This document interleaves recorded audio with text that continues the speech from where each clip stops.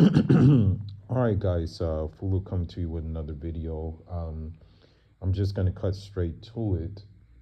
Um, the machine is bigger than what we thought, and I'm just gonna use two examples right now, and I'll try to keep these examples as brief as possible. But I don't know if I can keep it as brief as possible. The thing is that we're dealing with a two-headed monster. On one head, you have the societal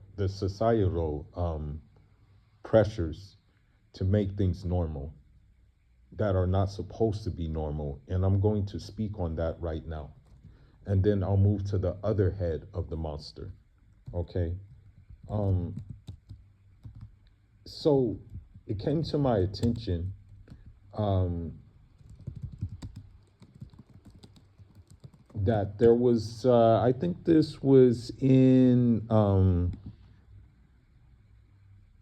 I think this was in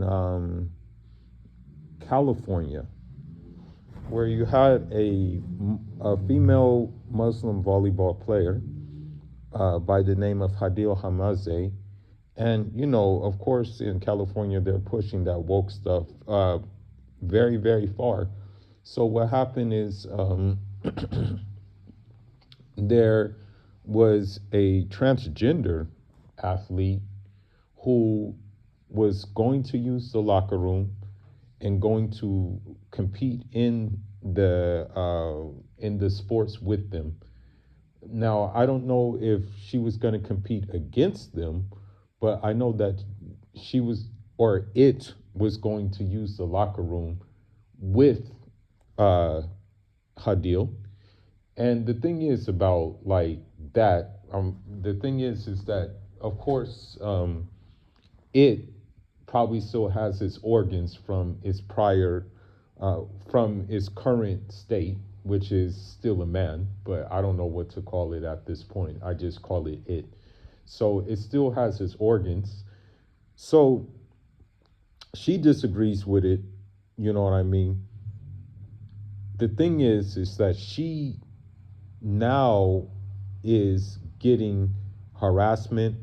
She now is, they said that they were giving her death threats, and she also quit school and she quit volleyball. Now, you know, I say this to say again, and I'm going to repeat it until I'm blue at the face, okay? I will repeat myself until I'm blue in the face. You cannot expect moral uprightness from a people who have never historically been morally upright. Okay? I can take so many instances where they were never morally upright. The war in North Korea, okay? The war in Vietnam, the war in Afghanistan, the war in Iraq, them kidnapping Nicolas Maduro, okay? They're all in the same coin, okay? Because you would think, like, for example, these MAGA people, you would think they would be standing up for her because she's trying to keep norms. She's trying to keep the things normal. She's trying to, like, you know, women's sports for women's sports, men's sports for men's sports, and no intersection in between. But no, look at where the backlash is coming from. And I want to say, and I really want to say this. This could be, this is a hypothetical, but I almost dare to say that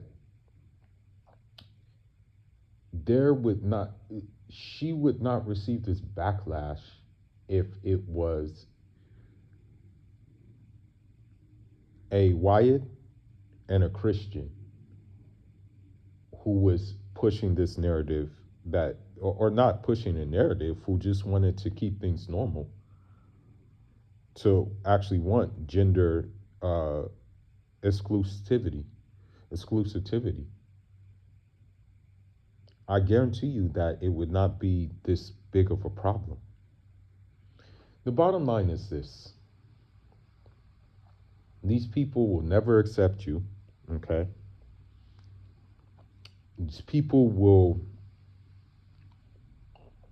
constantly antagonize you. These people, even if you show certain things that are adjacent to Christianity and Islam, will never um, will never basically agree with it. Even if you are to want to act in your natural way, which is a man wanting a woman and a woman wanting a man, and living in a productive society, a progressive society, but one of a balanced society, they will never ever accept you. Okay? This is just the bottom line. So, what I need Muslims to stop doing is stop trying to find allegiance with these people. I also need Muslims to stop overlooking the other Muslims who want allegiances with the enemy. What I mean by that is, I mean those folks who were found on the Epstein files, those desert Bedouin who were found on the Epstein files, the ones from Bahrain, the one from Qatar, the one from UAE, the one from Saudi Arabia. What do they all have in common? They're Khalijis. Desert Bedouin, okay?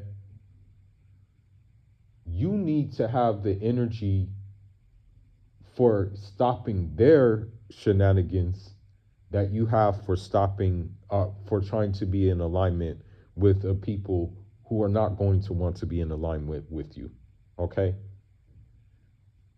This is, you need to understand something. There is no peace to be had with these people, okay?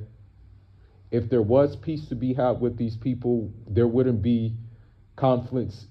There wouldn't be a war in Afghanistan. There wouldn't be a war in Iraq. There wouldn't be a war, economic war on Venezuela. There wouldn't be Russia and Ukraine. There wouldn't be the ongoing escalation of conflict in Cuba.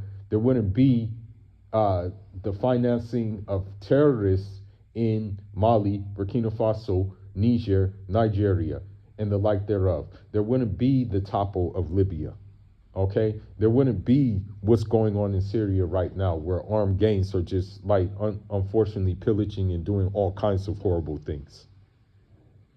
There wouldn't be this if these people wanted world peace. Now, the other side of the other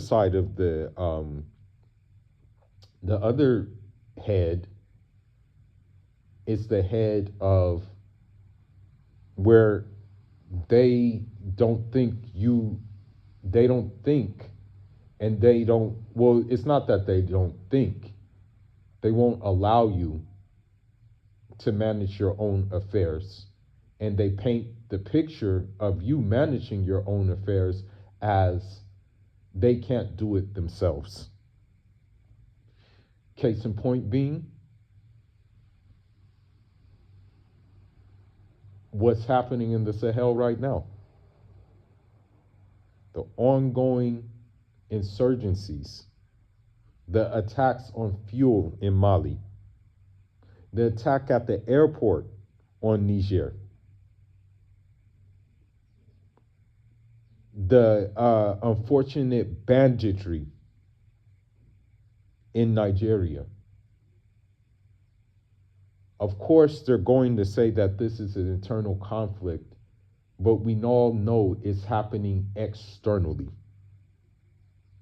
We all know that and I'm pretty sure it's going to come out, I'm pretty sure there's going to be some evidence of such, but we all know that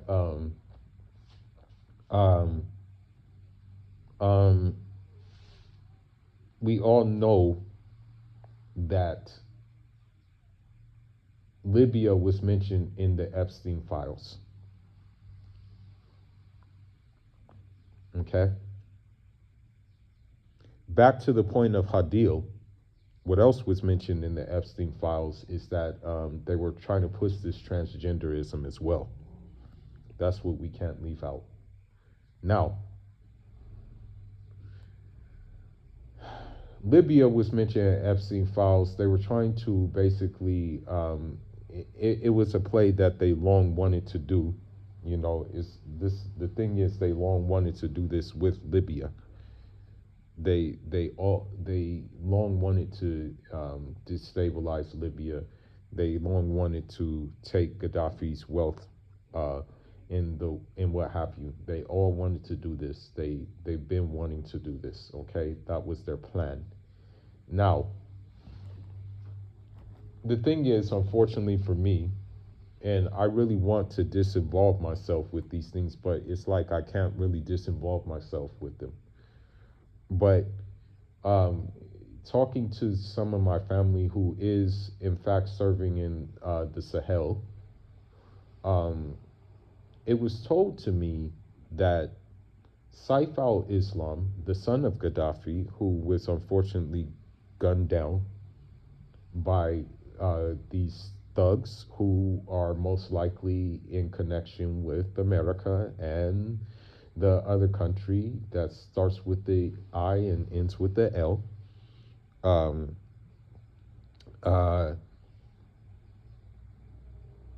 They unfortunately gunned him down. And the last picture we have of him, unfortunately, is he was actually breaking his fast, or actually making intention too fast. You know, he was making intention too fast. They unfortunately gunned him down, and you know, Rahim of Allah, Allah Yarhamu, Allah, Ya Allah Yafo. I mean, so it was told to me by a Libyan who is a friend of the family, and mind you, he's a black Libyan. He was close to Saif al-Islam. And I know this is going to sound crazy, but yes, we just had the problems we did have in AFCON.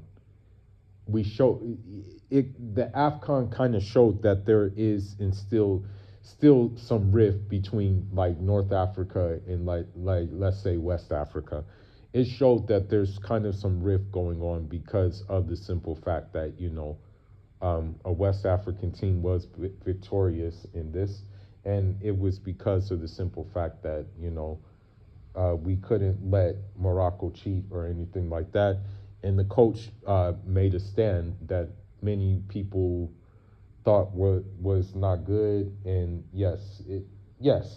So it did show a rift. We did see a rift between the two, the North African and West African rift. However, that's not to say that there are still no progressive North African elements, because I talked with a friend in the family. He hit me on WhatsApp.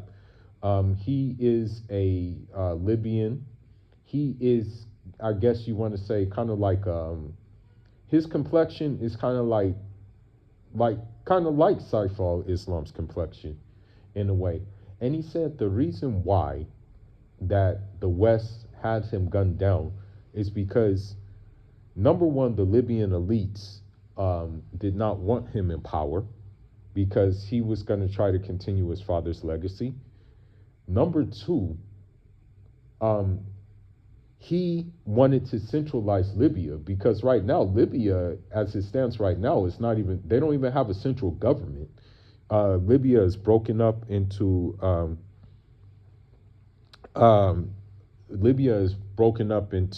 Misrata, I think, Benghazi, and Fezzan, if I'm not mistaken. And they all have individual governments. They don't even have a central government. Also, anytime the America or the West prompts you up, it's not a good thing.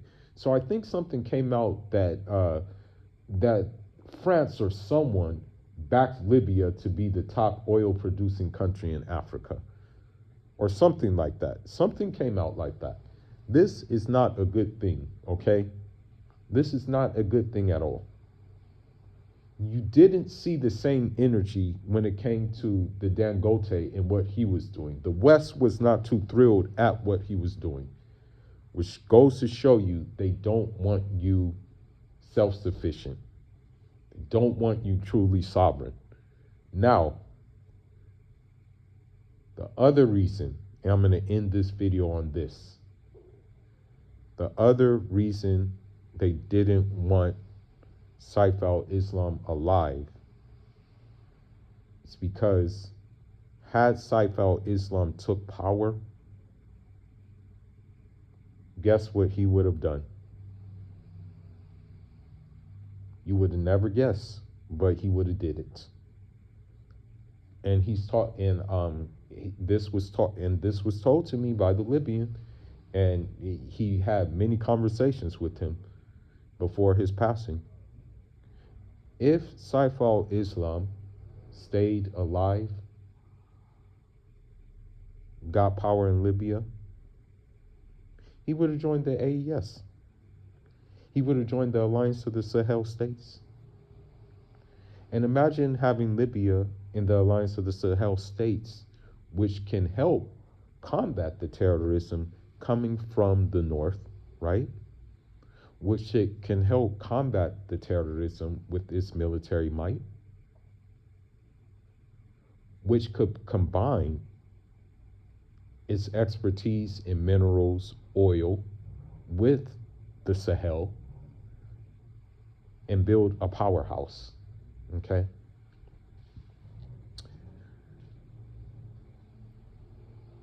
Now, I'm going to end this video by saying this.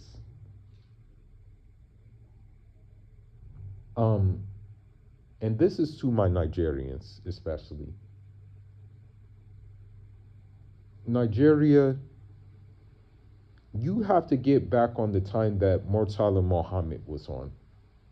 You have to get back on the time that Sani Abacha was on. Because they had no compromise with the Western powers. You compromising with them, you doing these kind of deals with them is not going to do you well in the long run. As a matter of fact, there was one time where Nigeria wanted to become a nuclear power, but guess what? All the trained nuclear engineers, all the trained scientists, they mysteriously disappeared. It's time to get back on those times, guys. And I'm saying this as someone who is a son of the soil. I'm saying this as someone who has family in Nigeria. I'm saying this as someone who is really seeing the writing on the wall and what these countries are trying to do. Be it France, be it America, be it UK. Okay? They don't want peace. If they wanted peace, then all the financing, all the weapons and things like that would dry up.